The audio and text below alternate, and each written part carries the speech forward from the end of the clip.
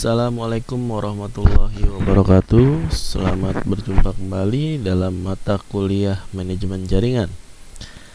Kali ini kita akan membahas tentang network components. Nah, network components itu apa saja? Banyak ya, tersedia berbagai macam jenis dan juga kegunaannya. Lalu juga ada brand atau merek-merek dan jenis-jenis yang banyak juga. Nah, teknologi jaringan komputer. Jaringan komputer kan merupakan sebuah sistem yang terdiri atas komputer-komputer dan perangkat jaringan yang didesain ya untuk berbagai kebutuhan. Kebutuhan tentang komunikasi, kebutuhan tentang untuk akses informasi dan lain sebagainya. Nah, jaringan ini terdiri dari node dan link. Nah, lalu topologi apa saja nanti yang akan kita ketahui dan kita misalkan kalian gunakan. Jadi, topologi itu ada juga yang berupa topologi bus, ring, star, dan lain sebagainya. Nah, topologi itu adalah layout ya, atau formasi bagaimana perangkat jaringan tersebut akan didesain atau dikonfigurasi. Ya, kalau menurut cakupan area ada yang dinamakan dengan LAN, MAN, dan WAN. Ya, dimana ini adalah jaringan komputer menurut cakupan areanya. Nah, pertama kita bahas tentang local area network. Nah, LAN merupakan suatu jenis jaringan komputer dengan mencakup wilayah lokal yang jangkauannya maksimal 10 km. Ya, jadi LAN itu paling minimal itu misalkan 3 buah komputer yang saling terhubung satu sama lain. Atau kalau kalian pernah main di warung internet, nah itu merupakan contoh local area network dalam skala kecil ya. Nah, kalau dalam skala lebih besarnya ya misalkan penggunaan pada perusahaan, pada instalasi laboratorium di sekolah, di kampus, atau pada instalasi IT local area di sebuah perusahaan gedung tinggi dan lain sebagainya. Ya, itu cakupannya merupakan cakupan local area network. Di mana dalam cara kerjanya dia didukung dengan perangkat-perangkat seperti router, switch, kabel jaringan ya. Yang dia dimana bisa jadi dia sudah support dengan fast Ethernet, atau bahkan dia masih Ethernet, atau dia sudah gigabit Ethernet. Ya, dimana fast Ethernet dan gigabit Internet ini menentukan yaitu kecepatan transformasi datanya. Ya, misalkan dari Ethernet ke fast Ethernet itu ada di kecepatan 10 sampai dengan 100 Mbps. Ya, lalu di gigabit Internet adalah kecepatannya adalah 1000 Mbps. Ya. Lalu juga ada yang biasa disebut dengan half duplex dan juga full duplex. Ya, lalu juga ada yang disebut dengan metode VLAN, token ring FDDI, dan juga ATM atau LAN. Ya, jadi ini merupakan tipe-tipe pada local area network yang biasa sering digunakan port-portnya seperti Ethernet, fast Ethernet, dan gigabit Internet. Ya, jadi dalam cakupan local area network bisa saja bukan hanya dia menggunakan pengkabelan sebagai media hubungnya, tetapi bisa jadi beberapa dari perangkatnya itu sudah support dengan media wireless. Nanti dia bisa disebut dengan WLAN.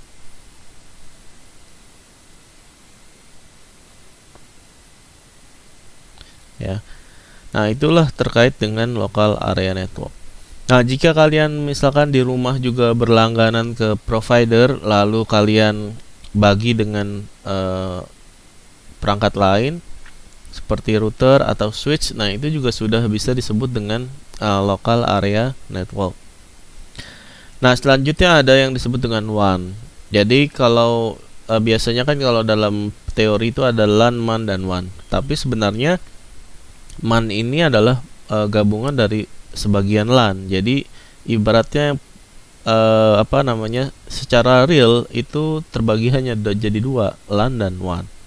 Ya. WAN itu adalah Wide Area Network. WAN mencakup daerah geografis yang lebih luas, seringkali mencakup antar pulau atau berbeda negara atau benua. Nah, fasilitas media jaringan WAN itu seperti kabel fiber optik kebanyakan. Ya, jadi bagaimana sebuah pulau itu atau negara itu bisa terhubung satu sama lain? Padahal negara-negara ini tidak terhubung, atau yang namanya istilahnya adalah beda benua dan bahkan terpisah oleh lautan dan samudra. Ya, terpisah. Nah, bagaimana cara mereka menghubungkan satu sama lain? Yaitu kabel-kabel fiber optik yang dihubungkan satu sama lain itu ditanam di bawah laut, ya. Jadi antar pulau dan antar negara itu di lautnya itu banyak tertanam atau terpendam kabel fiber optik di bawahnya, ya. Dan itu kalian juga bisa melihat, ya, di peta jaringan fiber itu nama situsnya adalah Submarine Cable Map. Ya, kalian bisa cari, nama websitenya adalah Submarine Cable Map. Jadi dia akan kita bisa melihat peta penanaman kabel fiber optik bawah laut antara negara. Ya, lalu selain fiber optik bisa juga berhubungan dengan satelit dan frekuensi radio. Ya. Lalu juga ada yang disebut dengan POTS dan ISDN dan broadband. Nah, ini mungkin kalian sering dengar pada saat dulu kita familiar dengan penggunaan modem USB. Ya. Dulu di tahun 2005 hingga 2013-an mungkin pengguna laptop atau komputer di rumah itu biasanya punya modem USB. Nah, nanti di dalam modem USB itu biasanya kita berlangganan dengan SIM card, entah itu Telkomsel, Indosat, Excel, dan lain sebagainya, ya. Dan modem USB itu dulu harganya lumayan mahal, ya, bisa di atas 500.000. Nah, untuk bisa mengakses internet itu zaman dahulu lebih mahal dibanding dengan sekarang, ya. Kalau sekarang mungkin sudah ada provider yang menyediakan kuota-kuota yang sangat murah, seperti itu. Nah, berbicara dengan node, ini merupakan sebuah titik persambungan dalam jaringan komputer. Node adalah sebuah perangkat elektronik aktif yang terhubung ke satu jaringan, mampu mengirim dan menerima maupun meneruskan informasi melalui saluran komunikasi.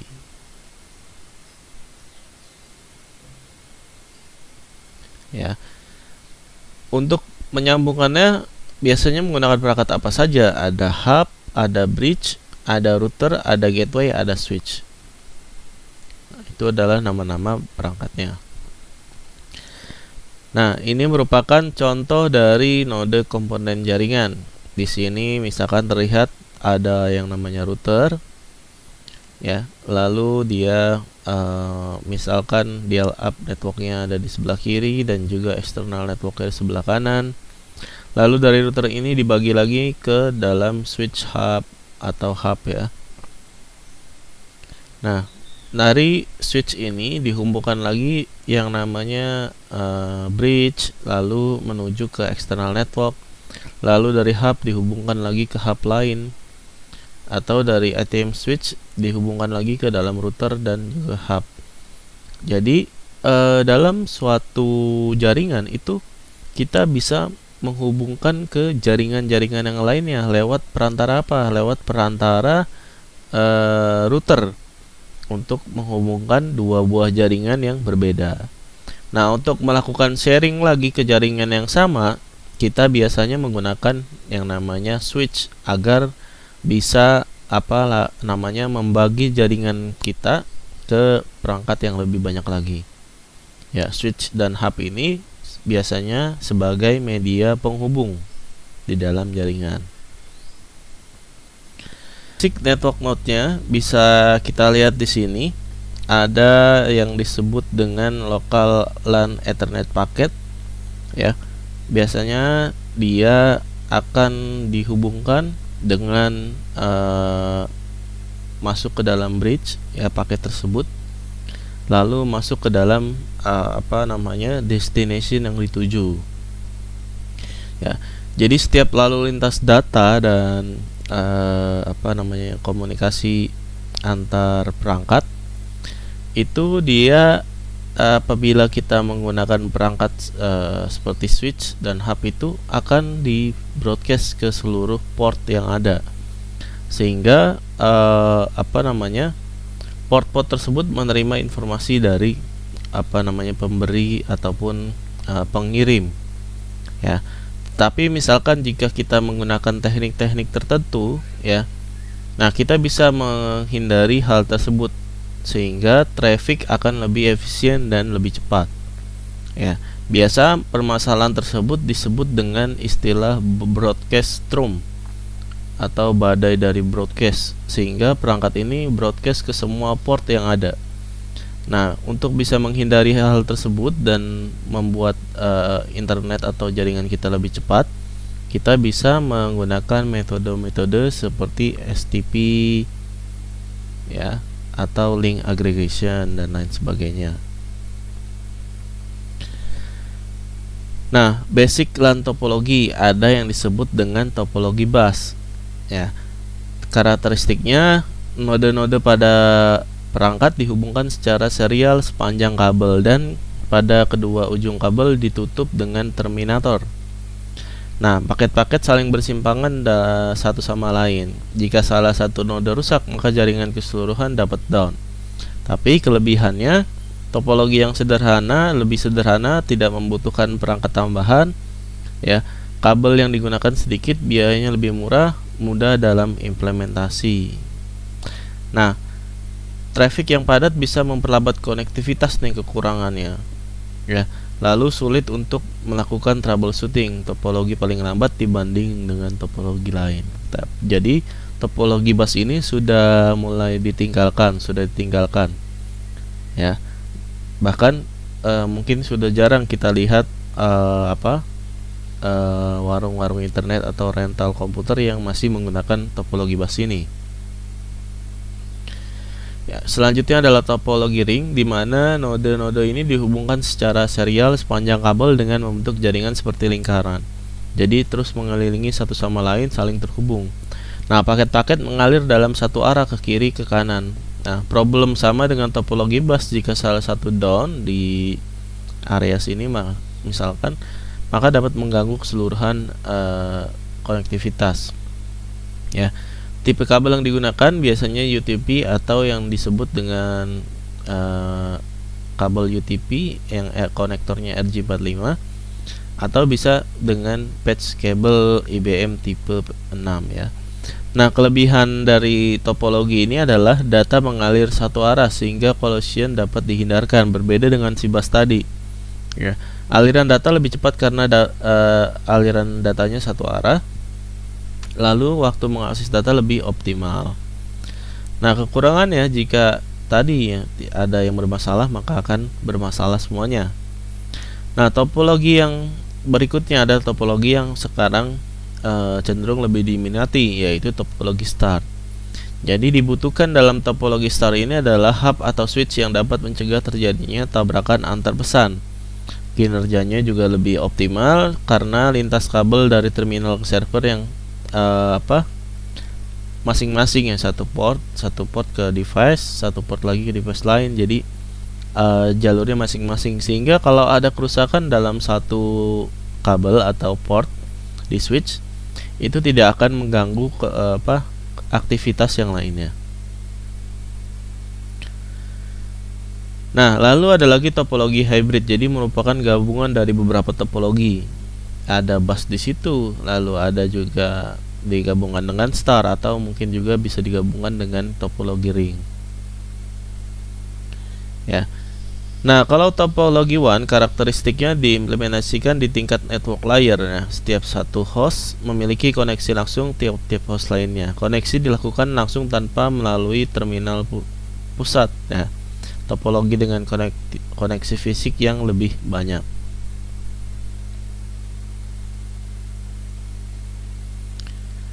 Nah, ada juga WAN topologi tree, digunakan dengan Ethernet bridge, lalu mempunyai hierarki, efisien untuk jaringan lebih kecil, dan jaringan dengan tujuan yang lebih khusus tentunya. Ya, teknologi transmisi data, ya, media transmisi fisiknya seperti kabel UTP atau STP, koaksial, fiber optik, wireless, atau transmisi satelit. Jadi transmisinya dalam media ini macam-macam, bisa menggunakan kabel fiber, bisa via satelit, bisa via wireless, bisa menggunakan kabel UTP atau STP pada jaringan lokalnya.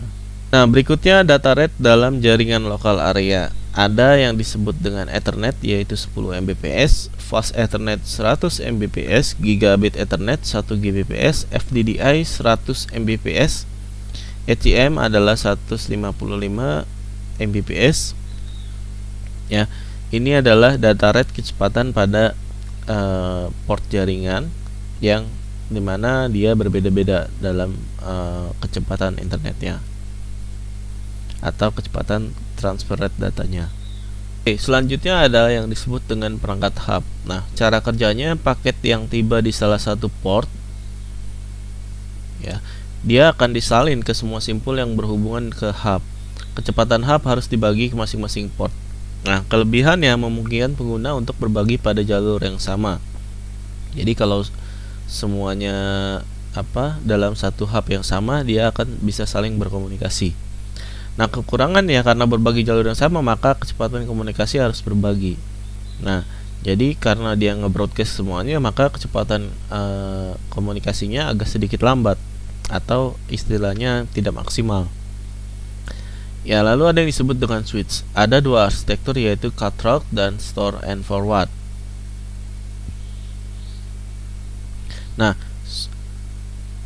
berikutnya ada yang namanya switch. Cara kerjanya yaitu ada dua arsitektur, yaitu cut through dan store and forward. Nah, switch cut through memiliki kelebihan di sisi kecepatan, karena ketika sebuah paket datang switch hanya memperhatikan alamat tujuan atau destinasinya sebelum diteruskan ke alamat tujuan. Nah, switch store and forward merupakan kebalikan dari cut through. Nah, switch ini menerima dan menganalisa seluruh isi paket sebelum meneruskan ke IP tujuan. Nah, switch dengan spesifikasi 10 sampai dengan 100 Mbps akan mengalokasikan 10 per 100 Mbps penuh ke setiap port yang ada. Nah, selanjutnya ada yang disebut dengan bridge. Cara kerjanya adalah memetakan alamat Ethernet dari setiap node atau titik yang ada pada masing-masing segmen jaringan, dan hanya memberikan lalu lintas data yang diperlukan melintasi bridge. Nah, ketika menerima sebuah paket bridge, menentukan segmen tujuannya dan sumbernya. Jika segmennya sama, paket akan ditolak, dan jika segmennya beda, maka paket diteruskan ke segmen tujuan. Nah, bridge bekerja pada physical layer dan data link layer dalam model OSI yang sudah kita pernah pelajari. Nah, berikutnya ada yang disebut dengan router. Router merupakan penyaringan lalu lintas data. Penyaringan dilakukan menggunakan protokol tertentu. Nah, router juga merupakan piranti logikal, dapat memilih rute terbaik untuk transmisi data. Bekerja pada lapisan physical layer data link dan juga network layer. Nah, router ini adalah satu perangkat yang bisa menghubungkan jaringan yang segmentasinya berbeda. Jadi dalam satu router bisa ada beberapa network yang berbeda. Dan juga jumlah dari port di router ini berbeda-beda antara router satu dengan yang lainnya, tergantung dari tipe router yang kita pilih dan fungsi dan spesifikasinya itu berbeda-beda. Ya. Lalu ada yang disebut dengan repeater. Istilah repeater berasal dengan telegrafi dan dirujuk ke elektromagnetis, perangkat yang digunakan untuk meregenerasi telegraf. Nah, repeater bekerja dengan sinyal fisik ya, yang sebenarnya repeater ini bekerja pada lapisan fisik di lapisan pertama dalam model OSI. Jadi biasanya ini digunakan untuk menguatkan tangkapan signal dari pemancar WiFi, wireless, hotspot, dan lain sebagainya. Nah, ada juga yang disebut dengan metode client server menggunakan sebuah switch atau hub. Jadi di mana switch juga berfungsi untuk menghubungkan klien-klien ini ke dalam sebuah server. Ya. Jadi server ini dia untuk bisa terhubung dengan device yang banyak, maka dia membutuhkan sebuah switch untuk bisa menghubungkan ke klien-kliennya. Karena tidak mungkin server menambah terus NIC-nya, network card-nya. Nah, untuk lebih simpelnya, mendingan kita tambahkan yang namanya switch atau hub sebagai penghubung, media penghubung satu sama lain.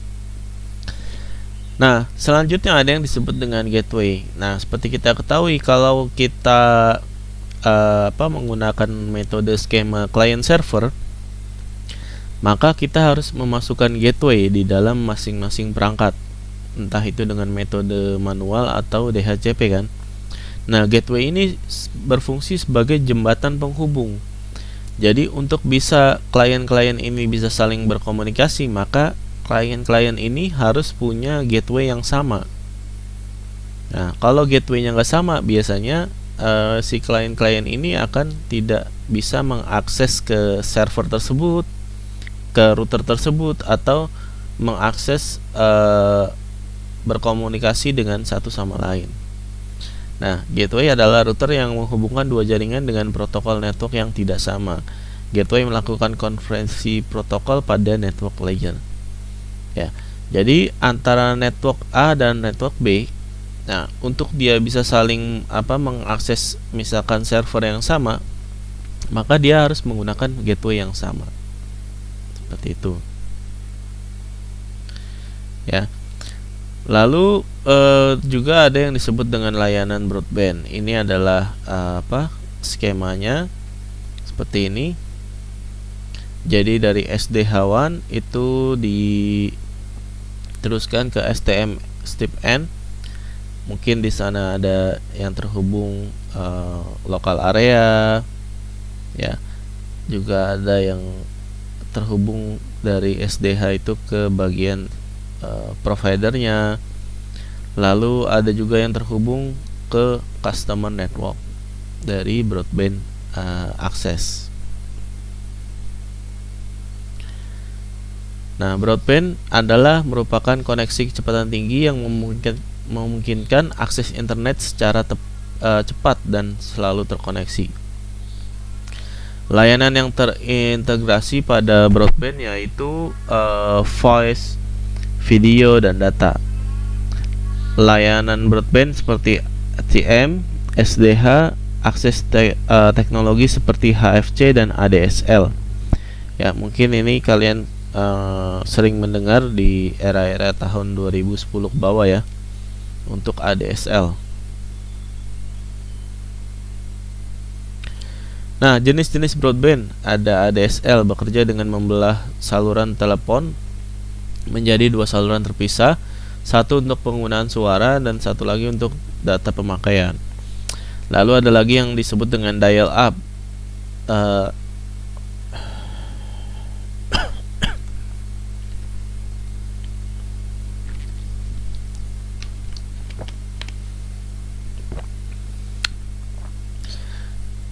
Oke, berikutnya adalah jenis-jenis broadband. Ya, ada ADSL yang bekerja dengan membelah saluran telepon menjadi dua buah saluran terpisah. Satu untuk penggunaan suara normal dan yang lainnya untuk data pemakaian. Lalu ada juga yang disebut dengan dial up, salah satu jenis koneksi internet yang tersedia dari ISP. Koneksi yang paling lambat dan paling murah biasanya di zaman dahulu. Nah, lalu koneksi kabel memiliki kecepatan yang sangat tinggi, bisa menggunakan UTP dan juga fiber. Nah, lalu ada koneksi wireless broadband dengan kecepatan tinggi layanan internet melalui teknologi nirkabel. Ya. Lalu juga yang terakhir adalah koneksi dari satelit broadband dalam bentuk lain dari broadband nirkabel dan sangat berguna untuk melayani daerah penduduk yang jauh atau jarang. Biasanya menggunakan antena-antena sebagai penangkap. Ya, itulah penjelasan terkait dengan network komponen. Ya, nah setelah kalian pelajari video ini, ya, segera mengerjakan kuis yang sudah saya berikan linknya dalam kolom chat atau kolom komentar. Setelah kalian mengerjakan kuis tersebut, screenshot hasilnya dan kumpulkan pada ruang tugas. Ya, kuis ini paling lambat dikumpulkan atau dikerjakan di hari yang sama dan di jam terakhir pada perkuliahan kita. Oke. Demikian pada pertemuan 3 di network komponen ini. Terima kasih, semoga apa yang saya sampaikan dapat bermanfaat bagi kalian semua dan kalian semua diberikan keselamatan dan kesehatan selalu. Wassalamualaikum warahmatullahi wabarakatuh.